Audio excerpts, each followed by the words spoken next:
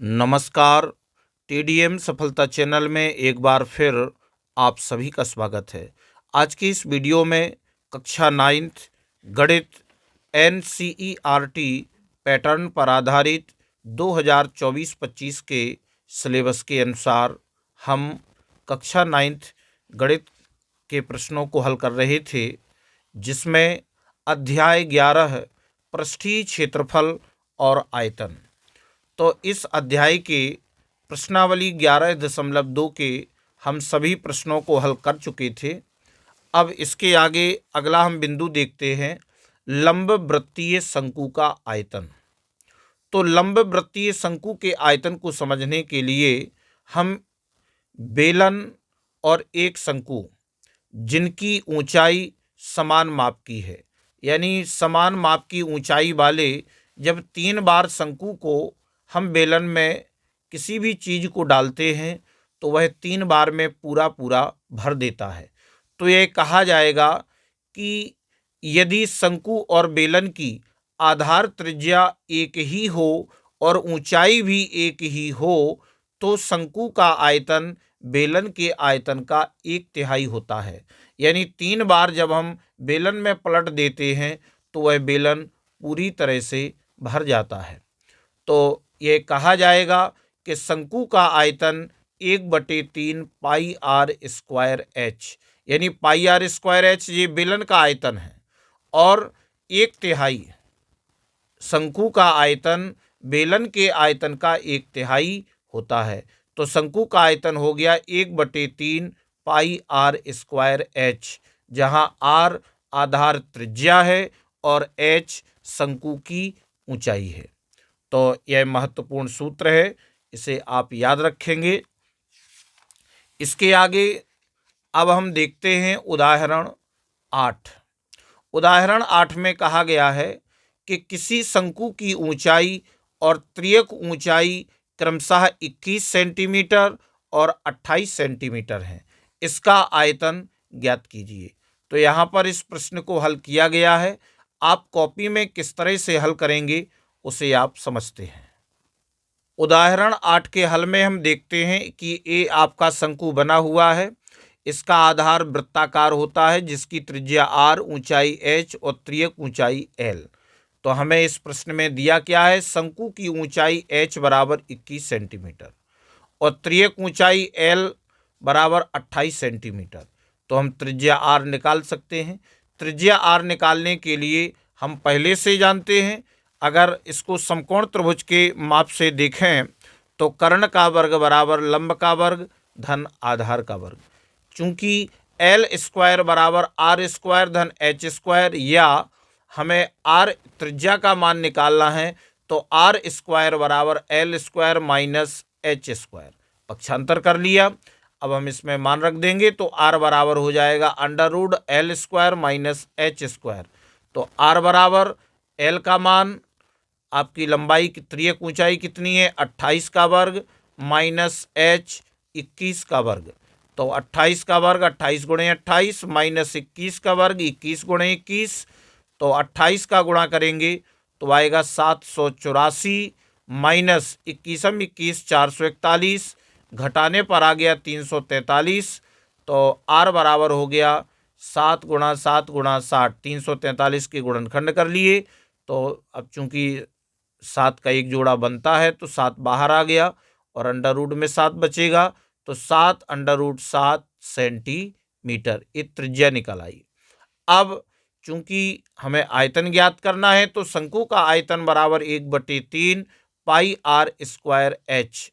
अब हम इसमें मान रख देंगे तो आपका जी आ जाएगा 1/3 गुणा पाई का मान 22/7 गुणा 7 under root 7 into 7 under root 7 into h का मान 21।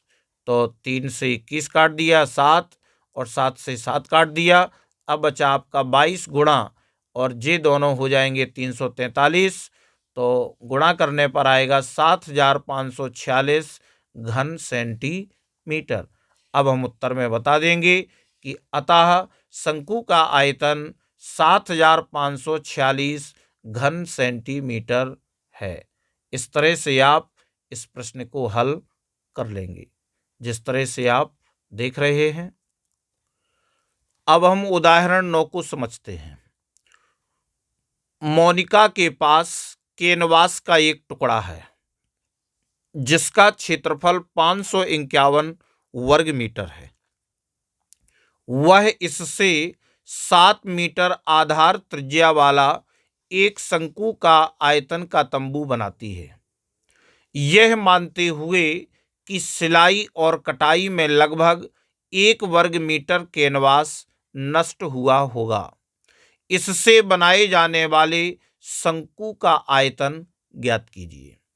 तो आप देख ही रहे हैं कि कैनवास का क्षेत्रफल 551 वर्ग मीटर ये हमें दिया है, और 1 वर्ग मीटर कैनवास सिलाई इत्यादि में नष्ट हो जाता है।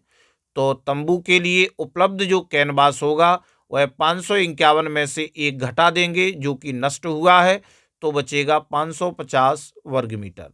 और तंबू का पृष्ठीय क्षेत्रफल आ गया आपका 550 वर्ग मीटर। तंबू के आधार की त्रिज्या आ गई 7 मीटर। तो इसको हम कॉपी में किस तरह से हल करेंगे इसको हम समझते हैं। अब हम उदाहरण 9 का हल समझेंगे। सबसे पहले कैनवास का क्षेत्रफल बराबर 551 वर्ग मीटर है, और 1 वर्ग मीटर कैनवास सिलाई इत्यादि में नष्ट हो जाने पर तंबू के लिए उपलब्ध कैनवास 551 माइनस 1 घटा देंगे तो 550 वर्ग मीटर। इसलिए तंबू का पृष्ठीय क्षेत्रफल 550 वर्ग मीटर, आधार की त्रिज्या बराबर 7 मीटर। अब तंबू का वक्र पृष्ठीय क्षेत्रफल, चूंकि जो तंबू होगा शंकु के आकार का, तो उसका मात्र केवल पृष्ठीय क्षेत्रफल ही हम ज्ञात करेंगे। तो इसका पृष्ठीय क्षेत्रफल 550 वर्ग मीटर, तो इसका पृष्ठीय क्षेत्रफल पाई आर एल बराबर 550। तो पाई का मान 22/7 इंटू आर का मान 7 और गुणा एल बराबर 550। तो आपका ये 7 से 7 कैंसिल हो जाएगा, और 22, या इसको नीचे काटा नहीं है तो इसको नीचे कर दिया है। एल बराबर 550 गुणा 7/22 गुणे 7, तो 7 से 7 यहाँ कट जाएगा, और एल बराबर हो जाएगा, अब 22 से भाग देंगे 550 में तो आ जाएगा 25 मीटर।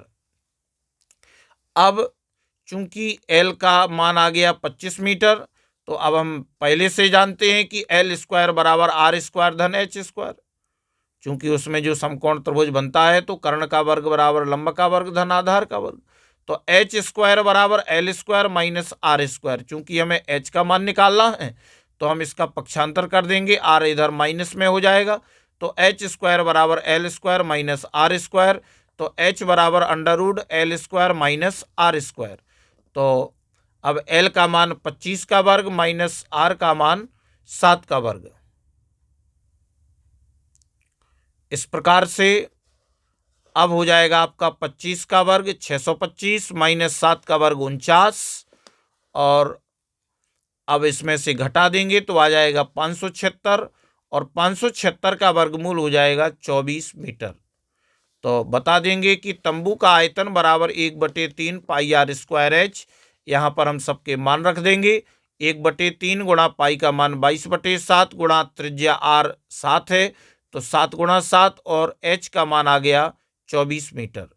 तो अब इसको सरल कर लेंगे। सरल किस तरह से करेंगे, 3 से काट देंगे, 24 को 3 8 24 8, 1 7 से 1 7 काट देंगे। अब बचेगा आपका 22 गुणा 7 गुणा 8। अब इन तीनों का आपस में गुणा करेंगे तो 1232 घन मीटर। चूंकि हम आयतन निकाल रहे हैं तो आयतन की इकाई घन मीटर, अतः शंकु का आयतन 1232 घन मीटर है। इस प्रकार से आप इस उदाहरण को हल कर लेंगे। और इस वीडियो में बस इतना ही। नेक्स्ट वीडियो में हम प्रश्नावली 11.3 के प्रश्नों को हल करेंगे। अगर आपको ये वीडियो अच्छा लगा हो तो वीडियो के लिए कमेंट और शेयर अवश्य करें। धन्यवाद।